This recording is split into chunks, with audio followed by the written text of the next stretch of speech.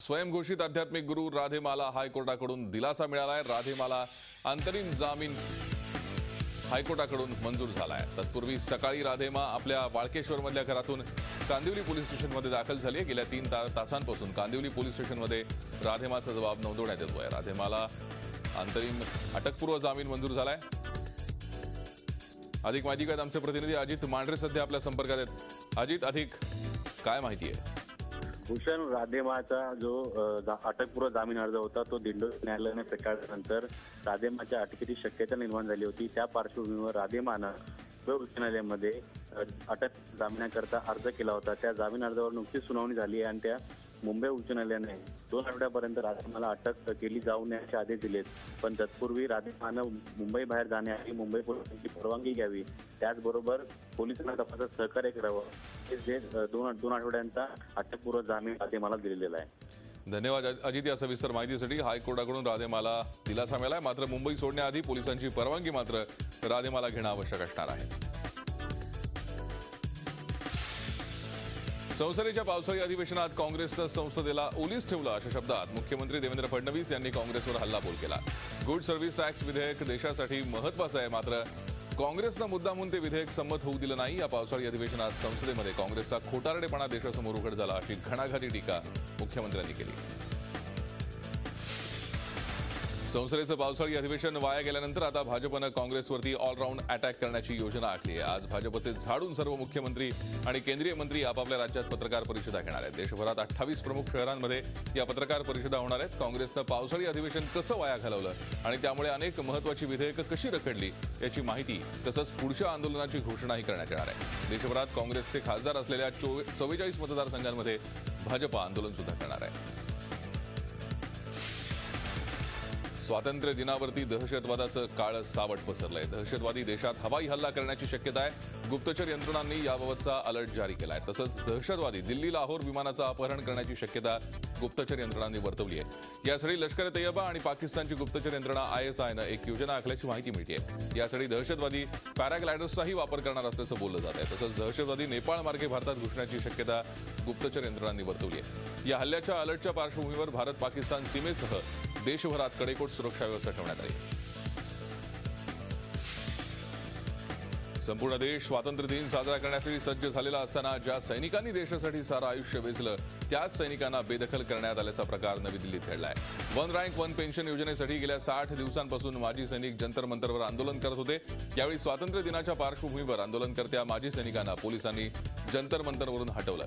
या माजी सैनिकांना धक्काबुक्की करत त्यांनी लावलेले तंबूही पोलिसांनी उघडून टाकले। पोलिसांच्या या वागणुकीमुळे या माजी सैनिकांमध्ये तीव्र नाराजी आहे। राष्ट्रवादी काँग्रेसचे अध्यक्ष शरद पवार तब्बल 34 वर्षांनी प्रत्यक्ष रस्त्यावरील मोर्चाचं नेतृत्व करतायत। दुष्काळग्रस्त भागासाठी तातडीनं उपाययोजना कराव्यात या मागणीसाठी जिल्हाधिकारी कार्यालयावर मोर्चा काढण्यात आला। यावेळी पवारांनी पंतप्रधान मोदी आणि मुख्यमंत्री देवेंद्र फडणवीस यांच्यावर हल्लाबोल केला। दुष्काळाचं संकट असताना संसदेच्या अधिवेशनात पंतप्रधान मोदी एकदाही सभागृहात आले नाहीत अशी टीका त्यांनी केली। तर भाजप सरकारला शेतकऱ्यांच्या प्रश्नांशी काहीही देणं घेणं नाही अशी टीकाही त्यांनी केली।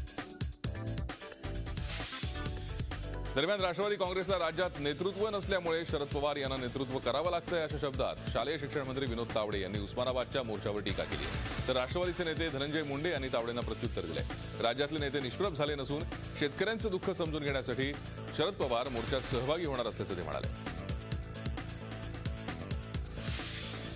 वाडा तालुक्यात 2 भोंदूबाबांविरोधात गुन्हा दाखल करण्यात आलाय। पोलिसांनी या प्रकरणी शोध सुरू केलाय। वाडा तालुक्यातल्या तुसे गावातले कांतीलाल देशमुख आणि नंदकुमार देशमुख अशी या भोंदूबाबांची नाव आहेत। 25 वर्षांहून जास्त काळ दारू सोडवण्याच्या नावानं ते लोकांची लूट करत होते। व्यसनमुक्ती केंद्राच्या नावानं सुरू केलेल्या त्यांच्या आश्रमात आठवड्यातून 2 दिवस राज्यासह परराज्यातून लोक यायचे। कोणतीही डिग्री नसलेले हे भोंदूबाबा प्रत्येक व्यक्तीकडून 30,000 रुपये उकळायचे। बॉम्बे पोर्ट ट्रस्टच्या जागेवर असलेल्या शिवडीच्या BDD चाळींना सरकारनं दिलासा दिलाय। शिवडीच्या BDD चाळींचा विकास मुंबईत असलेल्या इतर BDD चाळींसोबतच होणार आहे अशी ग्वाही गृहनिर्माण मंत्री प्रकाश मेहता यांनी दिली आहे। या संदर्भात BPT सोबत राज्य सरकारचं बोलणं झालं असल्याचं ते म्हणाले। शिवडीच्या BDD चाळीवासियांची समस्या झी 24 तासनं मांडली होती। यापुढे 10 वर्षांहून जुन्या गाड्या मोडीत काढल्यास 5,000 पासून ते 60,000 पर्यंतचा इन्सेंटिव्ह देण्याची योजना केंद्र सरकारनं तयार केली आहे। याचा वाहन मालकांना आर्थिक फायदा होईलच, पण प्रदूषण नियंत्रण आणि अपघातांचं प्रमाण कमी करण्यासाठी याचा फायदा होईल.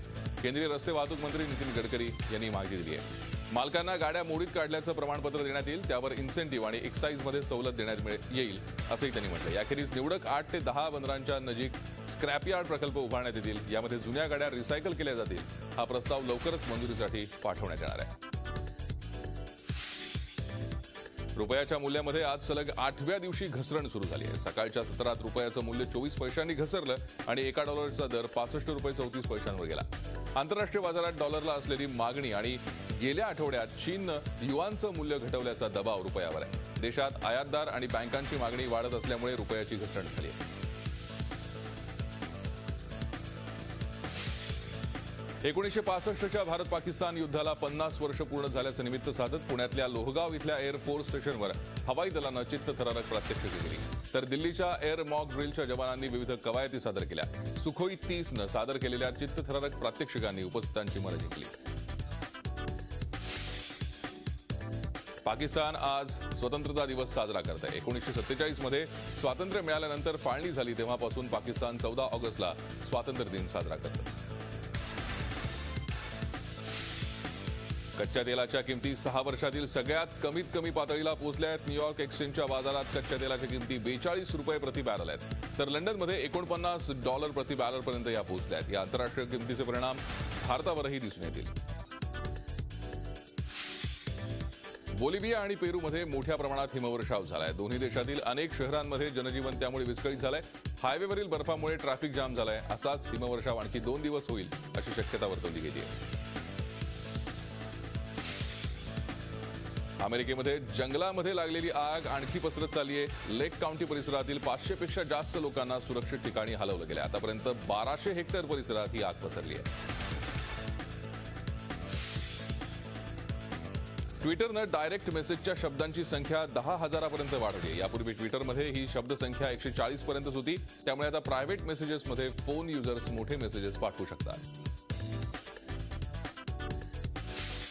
सॅमसंगनं न्यूयॉर्कमध्ये गॅलेक्सी नोट टॅबलेटचं आणि S6 एज स्मार्टफोनचं स्क्रीन मॉडेल लॉन्च केलंय. आयफोन आणि हुवाई कंपनीचे मॉडेल्स बाजारात आल्यानंतर सॅमसंग मोबाईलचं मार्केटमधील हिस्सा कमी झालाय. आता ही नवीन मॉडेल्स स्मार्टफोनमध्ये आपण सादर करून आपणच सरस आहोत हे दाखवण्याचा सॅमसंगचा प्रयत्न. झी 24 तास रहा एक पाऊल पुढे.